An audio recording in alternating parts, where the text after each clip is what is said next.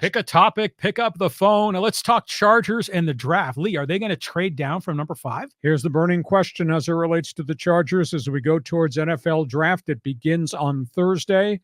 Do they stay at 5 and get a gem? Do they trade down and get a load of draft picks from somebody that wants to jump up?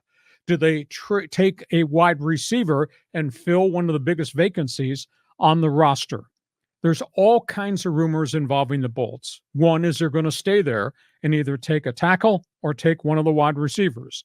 The second one, based on what happens above them, the Giants at 6 have made an offer to the Chargers to go to 5 if the right quarterback the Giants want is available. There's also a new rumor. They would trade from 5 back to 10 with the New York Jets.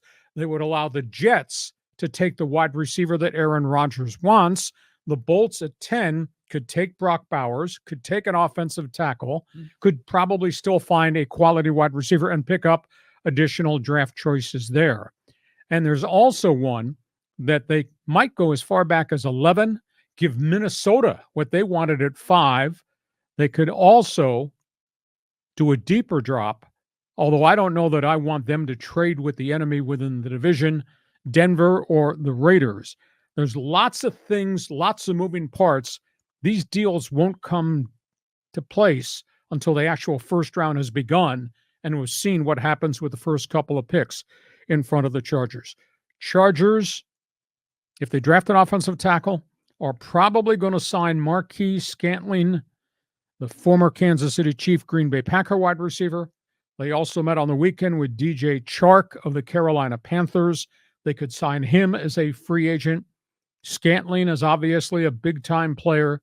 Chark averaged 15 yards per catch last season in Carolina. So if they go offensive tackle or they don't take a wide receiver, they're going to sign one of those guys. And if they draft a wide receiver, you can still find a development offensive tackle maybe in the second round. Joe Hortiz is going to draft 5, 37, 69, and 104. Those are they're going to get 4 of the top 104 picks in the draft if they just stay where they are. So, John, I've thrown a lot of things on the wall. What do you think they should do? Well, I think Hortiz has this history of always trading back, right? And picking up extra draft picks. To me, that makes a lot of sense. I mean, especially, if they're looking at these other wide receiver free agents, those guys can fill some holes. And if they're going to really commit to this running game, why not just get not just one right tackle? Why not get multiple offensive linemen? And then you could really turn on this whole Harbaugh machine. Well, it's fascinating. And we've also joked about the fact that April is Liars Club. Everybody's spreading misinformation. You think the presidential election's got problems? Same thing going on in the NFL. But the Bolts are in just a great situation to get a gem of a player, either tackle or wide receiver. But as you say, Hortiz has a history of when he was with the Baltimore Ravens of flipping picks going back.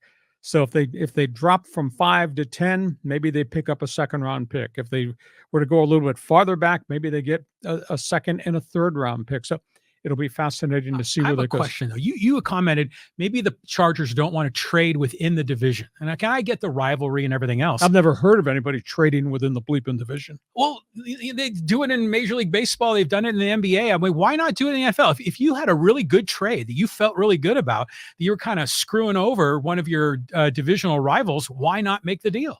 The thing is, you're strengthening that rival.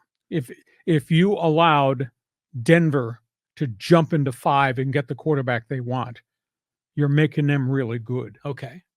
If you're going to trade with the bleeping Raiders after the Raiders put 62 points up on the board and then taunted you coming off the field last fall. Depends what you get back. I mean, if you got back some quality, lots of value, why not make the deal? But the flip side is the amount of value that Denver or the Raiders have to send to the Chargers. I mean, they're strip mining their draft ability too. There you go. So, okay. Well, I just don't see the Padres-Dodgers making any trades. You see the Dodgers-Giants making? No, yeah, John, well, Jackie Robinson. No, it's 7,000 years ago. Yeah, it was. Okay, so that's where we are as it relates to the Bolts, but we are not done.